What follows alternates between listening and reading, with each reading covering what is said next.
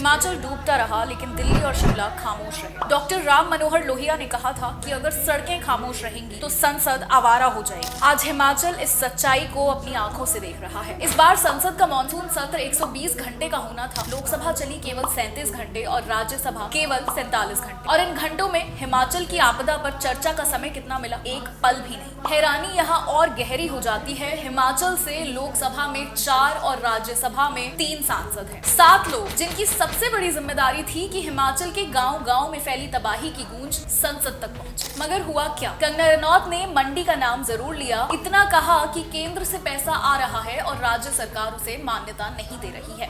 वो हम जानना चाहते हैं कि कितना फंड केंद्र सरकार से आया है, कब कब आया है, क्योंकि स्टेट गवर्नमेंट उसको एक्नॉलेज नहीं कर रही है। लेकिन इसके आगे न कोई ठोस सवाल, न कोई गंभीर बहस, न कोई पहल। अल्फाज थे मगर असर नहीं, मुद्दा था मगर रंग सियासत में उसका जिक्र कहीं खो गया। अनुराग ठाकुर ने 17 जुलाई को सार्वजनिक तौर पर लोगों से वादा किया था कि वो संसद में आवाज उठाएंगे कि प्रभावितों को शुरुआती मदद के रूप में दिए जाने वाले 2500 रुपए बेहद कम है। मगर संसद में उस वादे की गूंज नहीं पहुंची। बाकी सांसदों ने तो खामोशी को ही अपनी सियासत बना लिया। स्क्रीन पर साफ नजर आता है, इस पूरे सत्र में उनके लबों से एक सवाल भी नहीं निकला।